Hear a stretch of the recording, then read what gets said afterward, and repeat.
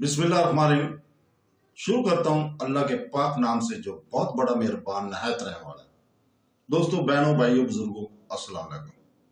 सुल्तान महमूद गजनवी की इस 30वीं किस्त में हम आपके सामने बयान कर रहे हैं कि ब्राह्मणों और पंडितों की मुखालफत की वजह क्या थी सुल्तान महमूद गजनवी के खिलाफ। तो दोस्तों, गौर, हरात और मुल्तान में उठने वाली बगावतों और सरकशियों के कला कमा करने के बाद सुल्तान महमूद गजनवी ने अपनी तवज्जो थानसीर की तरफ की। गौर, हरात और मुल्तान की सरकोबी करने के बाद अब बज़ाहिर सुल्तान महमूद के लिए कोई खतरा मौजूद नहीं था, लेकिन इसके असल दुश्मनों का एक हिस्सा अभी तक पसे पर्दा और महफूज था, जिससे सुल्तान महमूद गजनवी नजूबी, वाकफ और आगाह हो चुका था। करामता को वो शुरू ही से जानता और इसके इस्तेसाल के दर पे रहा था, लेकिन अब इसको मालूम हुआ कि हिंदुस्तान के ब्राह्मण जो मजहबी पेशवा होने के सबब वहां पर बड़े असर रखते थे, वो भी करामता के हम नवा और करामता से कुछ कम खतरनाक नहीं थे। अनंतपाल अब सुल्तान महमूद गजनवी का फिर फरमाबरदार और बाजगाज बन चुका था। मुल्तान की रियासत जो अरसा से करामता के जेर असर और जेर नगीन रही थी, अब बाकायदा तौर पर सुल्तान महमूद गजनवी की मलकत में शामिल हो चुकी थी। सुल्तान ने अपनी तरफ से वहां अपना एक अमल मुकर्रर कर दिया था, मगर सुल्तान को इस बात का बहुत ख्याल था कि जिस तरह पंजाब के सूबे कई मर्तबा मती होने के बाद बागी हो चुके हैं, अब फिर बागी ना हो जाए।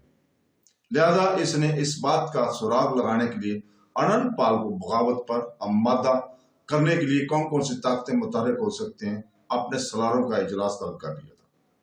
सुल्तान महमूद गजनवी ऐसा इसलिए किया था कि ताकि पहले से इनका इलाज कर दिया जाए और अनंतपाल को दोबारा बागी होने का मौका न दिया जाए। चुनांचे जब सारे सलार और बाकी सरकर्दा लोग सुल्तान के पास जमा हो गए, तब सुल्तान ने खुलकर सबका गौर जायजा लेता रहा। इसके बाद इसने सौंदे राय को मुखातब किया। सुल्तान महमूद गजनवी के लश्कर में जो 10,000 हिंदुओं का लश्कर शामिल था, सौंदे राय इस लश्कर का सलार था। आखिर इसे ही मुखातब करके सुल्तान महमूद गजनवी कहने लगा, हिंदुस्तान के हालात सबसे बेहतर तुम ही जानते हो। तुम ये भी जानते हो कि आए दिन हमसे मरहका इलाकों में बगावतें और सरकशी के असर उठते हैं। तुम ये भी जानते हो कि जयपाल हमसे 3 बार टकराया, 2 बार मेरे वालिद साहब से और 1 बार इसने मुझ पर हमला किया, लेकिन खुदाबंद कदूस का शुक्र और एहसान कि तीनों ही मर्तबा इसने मुझे और मेरे बाप को सरखुरू किया। अगर तुम ये भी जानते हो कि जयपाल के बाद इसके बेटे अनंतपाल ने भी वही रोश अख्तियार की थी और वो भी हमसे टकराता रहा, इस तरह इन इलाकों में हमारे खिलाफ सरकशी और बगावत उठती रही। ऐसा हमारे लिए इसलिए खतरनाक है कि अनंतपाल का इलाका हमारे इलाके से मुतसब है। अगर यहाँ बगावतें और सरकशी के आसार खड़े होते हैं तो इस से हम बराह रास्त मुतासर होते हैं।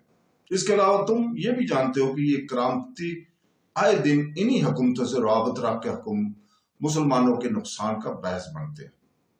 तुम ये भी जानते हो कि हम इन क्रांतियों को किस भी सूरत बर्दाश्त नहीं कर सकते। अब मैं तुमसे ये जानना चाहता हूं कि हम हिंदुस्तान की सरजमीन में क्या एहतियाती तदाबीर करें कि वो राजा अनंतपाल या इससे मलका राजे आए दिन हमारे खिलाफ ना उठ खड़े हों और जंगों की दावत ना देते रहें। सुल्तान महमूद गजनवी के इस इस्तिफार पर सौंदे राय कुछ देर तक गहरी सोचों में डूबा रहा, फिर कहने लगा, सुल्तान मोहतरम, इससे पहले जो जयपाल 3 बार आपसे और आपके बाप से टकराया और फिर राजा अनंतपाल कई मरतबा आप पर हमला आवर हुआ, आपके खिलाफ इसने हिंदुस्तान के तकरीबन सारे ही राज्यों को मुत्तहिद कर लिया था। तो इसकी बड़ी वजह यह है कि ऐसा हिंदुस्तान के ब्राह्मण और पंडित करते हैं। यहां तक कहने के बाद सौंदे राय रुका, फिर अपनी बात को आगे बढ़ाते हुए कहने लगा, सुल्तान मोहतरम, मैं चंद इलाकों की निशानदेही करता हूं जो इन ब्राह्मणों के बड़े मराकज है और यही मराकज हिंदुस्तान की कवतों को सरकशी और बगावत पर आमादा करते हैं। इन मराकज में थानसीर, कनौज और महाबन जैसे इलाके सरपरस्त हैं। इनके अलावा भी बहुत से इलाके हैं, लेकिन ये बड़े मराकज हैं। और फिर आप ये भी जानते हैं कि इन इलाकों के अलावा मुल्तान और कुछ दीगर रियासतों में भी क्रांतियों के तल्लुकात रहे हैं। کرامتیوں کو ہندوستان میں آپ کے خلاف ابھارنے میں انہی برہمنوں کا خاصا بڑا حصہ ہے۔ یہاں تک کہنے کے بعد سوندے رہے رکا، تب سلطان محمود غزنوی غور سے اس کی طرف دیکھتے ہوئے کہنے لگا، آخر یہ برہمن ایسا کیوں چاہتے ہیں؟ ہم نے آج تک کبھی انہیں اپنا ہدف نہیں بنایا، ان پر کبھی حملے نہیں کیے، نہ اس کے مفادات کو نقصان پہنچایا، پھر وہ کیوں مقامی ہندو راجوں کے علاوہ کرامتیوں کو بھی ہمارے خلاف کھڑا کرنے کے لیے ڈر رہے ہیں؟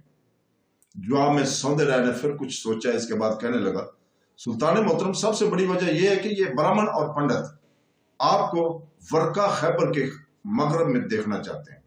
وہ نہیں پسند کرتے کہ آپ کبھی بھی کسی بھی وقت وہ درہ خیبر کو عبور کر کے مشرق کے علاقوں کا رخ کریں۔ انہیں خدشہ ہے کہ اگر کبھی ایسا ہو گیا اور آپ ہندوستان کی سرزمینوں پر وارد ہو گئے تو اسلام ہندوستان میں بڑی تیزی سے پھیلنا شروع ہو جائے گا اور برہمنوں کے مفادات کو نقصان پہنچے گا۔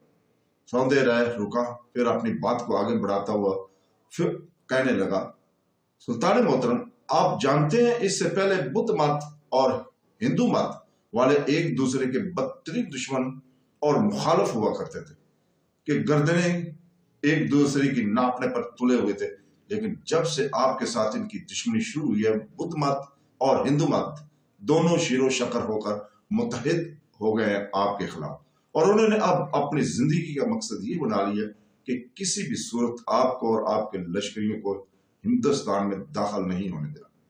یہی وہ لوگ ہیں جو آئے دن ہندوستان کی قوتوں کو آپ کے خلاف ابھارتے رہتے ہیں، جیسا کہ نتیجہ میں بغاوتیں اور سرکشی کے آثار نمودار ہوتے ہیں۔